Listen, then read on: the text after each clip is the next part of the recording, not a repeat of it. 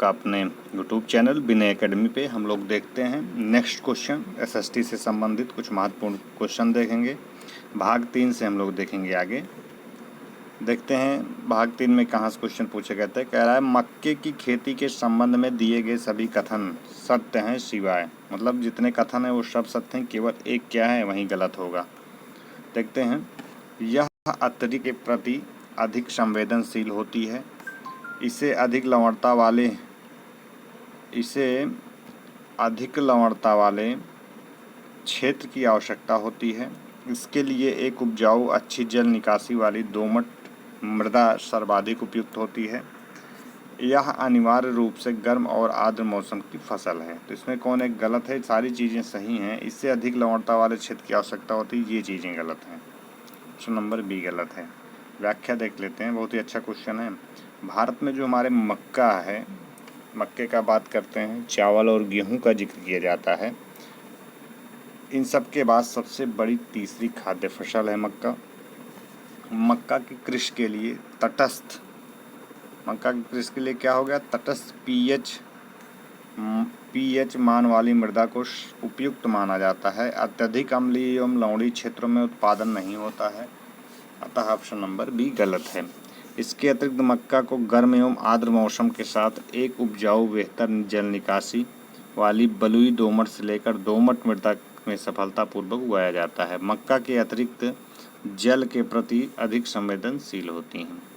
Gangotri glacier Bharat के किस राज्य यूटी में अवस्थित है, मतलब किस राज्य में अवस्थित है? तो गंगोत्री ग्लेशियर का बात करते हैं हम, उत्तराखंड में है, सिक्किम में है, हिमाचल प्रदेश में है, जम्मू कश्मीर में है, कहाँ पे है? हमारा कहाँ पे? उत्तराखंड में है। ऑप्शन नंबर ए हमारा सही हो जाएगा। गंगोत्री ग्लेशियर जो है उत्तराखंड के उत्तरकाशी में, कहाँ? उत्तराखंड के उत्तरकाशी में स्थित एवं भारत की राष्ट्रीय नदी गंगा के प्रमुख स्रोत के रूप में भागीरथी का उद्भव होता है। गंगोत्री की लंबाई 26 किलोमीटर है एवं इसकी अवस्थित कुमायूं हिमालय में है। निम्नलिखित में से कौन सा कारकों का संयोजन किसी उद्योग की अवस्थित के लिए सही है?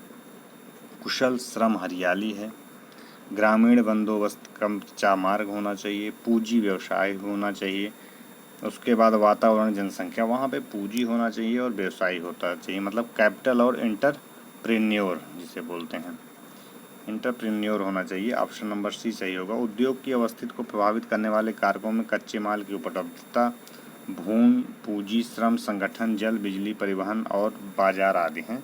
उद्योग वहाँ स्थित होते हैं जहाँ इनमें से कुछ या सभी कारक आसानी से उपलब्ध होते हैं, से विकल्प सी जो है सत्य है।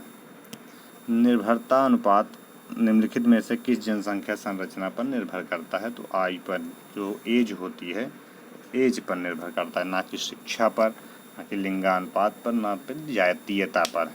इथनिसिटी जिसे बोलते हैं, जातीयता, इथनिसिटी, सेक्स रेशियो पे नहीं, एजुकेशन पे नहीं, इथनिसिटी पे नहीं, तो आपका एज पे बात करते हैं।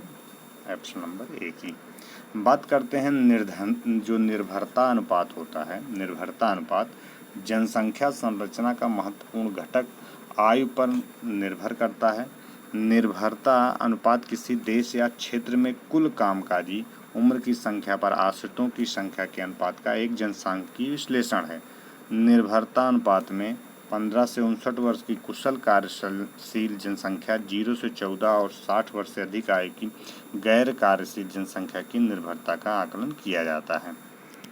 बात करते हैं एशिया का पहला निर्यात प्रसंस्करण क्षेत्र कहाँ स्थापित किया गया है? तो कहाँ पे? कांडला में।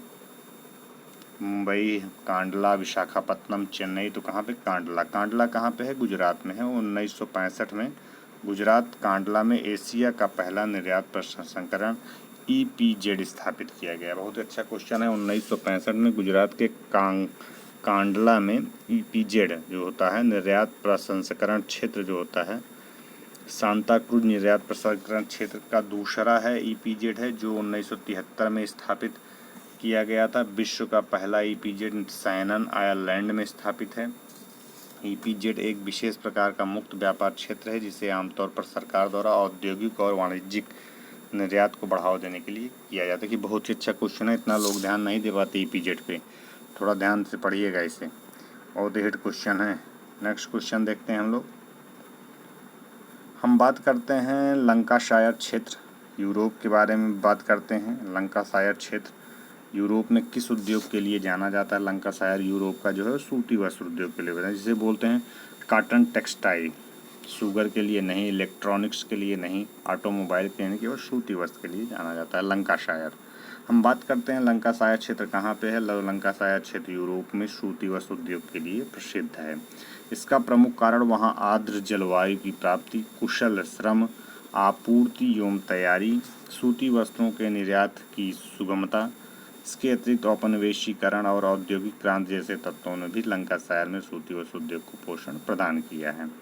निम्न में से कौन से उष्णकटिबंधीय चक्रवात कमजोर चक्रवात की श्रेणी में आते हैं? कौन से ऐसे हैं? तो केवल एक आता है, मतलब उष्णकटिबंधीय अवदाब जिसे बोलते हैं, ट्रॉपिकल डिप्रेशन जो होता है,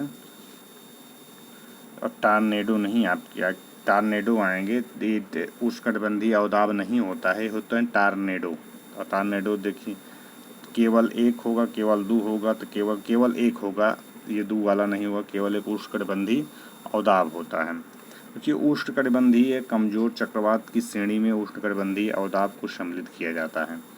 IMD के अनुसार उष्णकटिबंधीय अवदाब ट्रॉपिकल डिप्रेशन निम्न दाब का क्षेत्र होता है, जिसमें हवाओं की गति जो होती है हमारी वो 32 से 50 किलोमीटर प्रति घंटा होती है। कितना होती है? 32 से 50 होती है।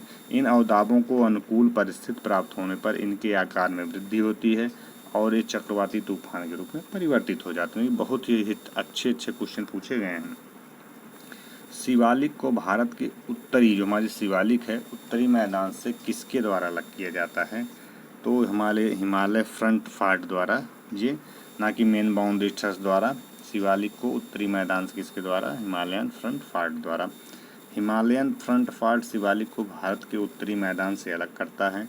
मेन बाउंड्री थ्रस्ट लघु हिमालय को शिवालिक से अलग करता है। वहीं मेन सेंट्रल थ्रस्ट है बृहद हिमालय को लघु हिमालय से पृथक करता है। एवं इंडस सचर जोन है तथित सागर एवं बृहद सागर को अलग करता है। जितने जो जोन पढ़ते हैं हम लोग, वहाँ से क्वेश्चन, ये बहुत ही अच्छा हिट क्वेश्चन है, थोड़ा देख लीजिएगा।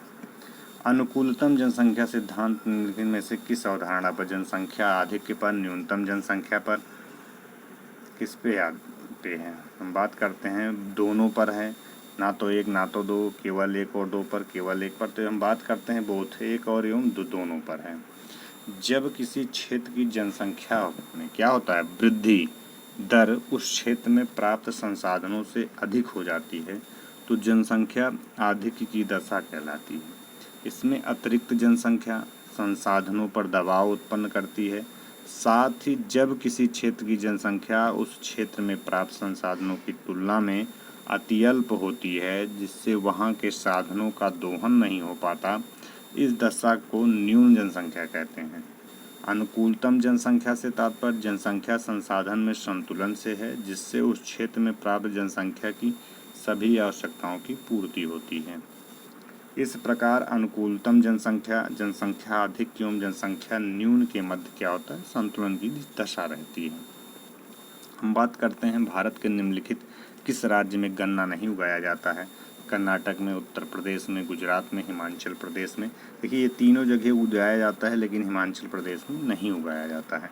भारत में गन्ने के 3 प्रमुख उत्पादक क्षेत्र हैं। पंजाब से बिहार तक का क्षेत्र, महाराष्ट्र गुजरात से तमिलनाडु तक काली मिट्टी का क्षेत्र, तटीय आंध्र प्रदेश और कृष्णा नदी का क्षेत्र।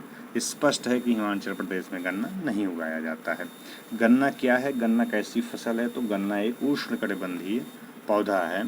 इसके लिए 20 से 26 डिग्री टेम्परेचर उपयुक्त माना जाता है। भारत में इसकी कृषि बृहद मैदान की दोमट एवं मटियार दोमट, प्रायद्वीप की काली और भूरी मृदा से की जाती है। गन्ना की कृषि के लिए अधिक उर्वरकों एवं अधिक श्रमिकों की आवश्यकता होती है। नेक्स्ट क्वेश्चन, निम्न में से कौन सा बायोस्फीयर, बात करते हैं, रिजर्व मेघालय में स्थित है? पन्ना का जिक्र कर रहे हैं, शिमलीपाल का, मानस का, नौकरेक का। तो कौन सा है? हमारा नौकरेक है। नौकरेक बायोस्फीयर मेघालय राज्य में स्थित है, जबकि पन्ना मध्य प्रदेश में, शिमलीपाल उड़ीसा में, मानस असम में अवस्थित है। नेक्स्ट क्वेश्चन, निम्नलिखित स्रोतों में से कौन अधात्विक खनिज है? प्लेटिनम, मैग्नीशियम, क्रोमियम, एस्बेस्टास कौन सा हो जाएगा हमारा, वहाँ पे कौन सा हो जाएगा, वहाँ पे हमारा वे सभी जो एस्बेस्टास हो जाएंगे वे सभी खनिज जिसमें धातु अंश का अभाव होता है, भंगुर प्रकृति होते हैं, अत्याधिक अधात्विक खनिज कहलाते हैं। जैसे एस्बेस्टस, चूना पत्थर, अभ्रक, सिस्ट, पायराइट, तो उसमें एस्बेस्टस था, तो यही हमारा क्वेश्चन क्या हो जाएगा, एस्बेस्टस सही हो जाएगा वहाँ पे। भारत में सबसे अधिक कारखाने किस राज्य में हैं, बहुत ही अच्छा क्वेश्चन है। उत्तर प्रदेश में है, गुजरात में, तमिलनाडु, महाराष्ट्र में। तो तमिलनाडु में सबसे ज़्यादा कारखानों का जिक्र किया जाता है। रिजर्व बैंक ऑफ इंडिया वित्तीय वर्ष 2020 में तमिलनाडु राज्य में सर्वाधिक कारखाने 38,837 हैं। तमिलनाडु की राजधानी चेन्नई दक्षिण भारत का सबसे बड़ा औद्योगिक वाणिज्यिक केंद्र है।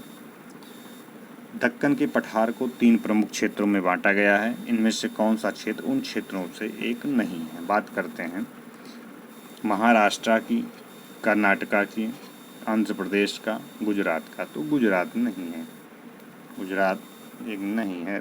बात करते हैं दक्कन का पठार, उत्तर में तापी नदी, अगर उत्तर में दिख करेंगे ताप्ती नदी, जिसे तापी बोलते हैं, पूर्व तथा पश्चिमी घाट के मध्य उल्टे त्रिभुजाकार के रूप में फैला है। दक्कन के पठार के अंतर्गत महाराष्ट्र, आंध्र, तेलंगाना का पठार, कर्नाटक का पठार, तमिलनाडु का पठार सम्मिलित है। अतः स्पष्ट है कि दक्कन के पठार के अंतर्गत गुजरात सम्मिलित नहीं है। नेक्स्ट क्वेश्चन पे हम लोग देखते हैं, which the following statement is correct regarding the unevenness of population distribution. English में दिया है, जनसंख्या वितरण की असमानता के संबंध में निम्नलिखित में से कौन सा कथन सही है। ये देखना है, जनसंख्या के वितरण का विश्लेषण महाद्वीपों और देशों के आधार पर किया जाता है। दक्षिण एशिया प्रमुख सघनतम क्षेत्रों में से एक है, जो दुनिया की आबादी का लगभग आधा हिस्सा है। इसमें से कौन सा सही है, इसमें से हमारा कौन सा सही है, इसमें हमारा ए सही हो जाएगा। दक्षिण एशिया प्रमुख सघनतम, केवल एक यहाँ पे हमारा सही हो जाएगा, ओनली 1। नेक्स्ट क्वेश्चन देखते हैं, इसकी थोड़ा व्याख्या देख लिया जाए, क्योंकि ये इस तरह के व्याख्या बहुत ही अच्छे क्वेश्चन एसएसबी पूछता है। हल्के मत लेके जाइएगा, नहीं तो मामला गड़बड़ा जाएगा। जनसंख्या निवारण एवं घनत्व समस्त संसार में एक ऐसा नहीं है, एक जैसा नहीं है, सब डिफरेंट हैं। जनसंख्या के वितरण की जलवायु, स्थल रूप, मृदा शक्ति एवं खनिज संसाधन तथा सामाजिक सांस्कृतिक जैसे कारक प्रभावित करते हैं। इसलिए जनसंख्या के वितरण का विश्लेषण महाद्वीपों और देशों के आधार पर किया जाता है। अतः कथन एक सही है। विश्व बैंक का यदि जिक्र किया जाए 2021 रिपोर्ट के अनुसार दक्षिण एशिया प्रमुख जनसंख्या सघनतम क्षेत्रों में से एक है। विश्व की कुल जनसंख्या लगभग 24.11% प्रतिनिधित्व करता है। अतः कथन 2 गलत है, इसलिए विकल्प सही है। पामर इंडेक्स निम्नलिखित में से किस प्राकृतिक आपदा से संबंधित है। हरिकेन से, सूखा से, भूकंप से, ज्वालामुखी। तो किससे है, ड्राट से है, सूखा से है। पामर ने 1965 में इस सूचकांक को सूखे की गंभीरता को मापने के साधन के रूप में विकसित किया था। पामर सूखा गंभीरता सूचकांक PDSI में मिट्टी की जलधारण क्षमता का जानकारी के साथ 2 मासिक तापमान और वर्षा के डाटा का उपयोग करके गणना की जाती है। यह प्राप्त नमी, वर्षा के साथ साथ मिट्टी में संग्रहित नमी को ध्यान में रखा जाता है। साथ ही तापमान के प्रभाव के कारण नमी में संभावित नुकसान को अंकलित करती है। बात करते हैं निम्नलिखित में से भारत के राष्ट्रीय उद्यान राज्यों का कौन सा युग्म सही सुमेलित है। साइलेंट वैली कर्नाटक में है, बांधव राष्ट्रीय उद्यान राजस्थान में है, कान्हा मध्य प्रदेश उत्तर प्रदेश में। तो कह रहा है कौन सा सही है, तो बांधव का राष्ट्रीय उद्यान जो है हमारा कहाँ पे है, राजस्थान में है। बाकी बात करते हैं Kanha national park, Madhavgarh national park Madhya Pradesh में स्थित है। ठीक, कान्हा और बांधवगढ़ का जिक्र किया जाएगा, मध्य प्रदेश में स्थित है। ये वाला हमारा गलत हो रहा है, यहाँ पे कौन सा युग्म सही है पूछ रहा है। तो इसमें युग्म जो है ओनली 2 सही हैं, ओनली 3 सही है, बाकी ना तो वो राजस्थान वाला गलत हो जाएगा। ओनली 3 है, जैसे कान्हा राष्ट्रीय उद्यान MP में, यही सही है। तो नंबर B हमारा सही होगा यहाँ पे। नेक्स्ट क्वेश्चन देखते हैं, भोपाल गैस त्रासदी का उदाहरण है। Biological disaster, physical disaster, technological disaster, chemical disaster. रासायनिक आपदा थी, सबको पता है। देखिए क्वेश्चन बहुत अच्छा पूछ रहा है। भोपाल गैस त्रासदी की व्याख्या कर लिया जाता है। भोपाल गैस त्रासदी भारत में घटित सबसे बड़ी गैसीय घटना थी। यह मध्य प्रदेश राज्य के भोपाल शहर में घटी हुई थी। इसका प्रमुख कारण मिथाइल आइसोसाइनाइड गैस का रिसाव था। गैस पूछ लेता कौन सी गैस थी? मिथाइल आइसोसाइनाइड गैस थी। ये सब हिट क्वेश्चन है। ट्रक फार्मिंग किसकी खेती से संबंधित है? सब्जियों के, रसेदार फलों के। तो जो है ट्रक फार्मिंग की और सब्जियों से अनुरूप है। भारत की मांग के अनुरूप समीपवर्ती क्षेत्रों में की जाने वाली सब्जियों की कृषि ट्रक फार्मिंग के नाम से जानी जाती है। वर्तमान में ट्रक फार्मिंग के अंतर्गत सब्जियों के साथ साथ फल उत्पादन को भी सम्मिलित करते हैं। जो मेट्रोपॉलिटन नगरों के आसपास के को सम्मिलित करते हैं, जो आसपास के क्षेत्रों में उत्पादित होते हैं। इन्हें रात में ट्रकों के माध्यम से सुबह बाजार में पहुंचा दिया जाता है। प्रमुख ट्रक फार्मिंग क्षेत्र अमेरिका में कैलिफोर्निया, अटलांटिक तटीय मैदान और ग्रेट झील हैं। वहीं रेशेदार फलों के अंतर्गत जैसे आपका आ जाएगा कपास, जूट जैसे फलों आते हैं जो ट्रक फार्मिंग से संबंधित नहीं है। अतः कथन दो गलत है, इसलिए विकल्प भी सही है। किस शहर को भारत का कार्टिनोपोलिस कहा जाता है?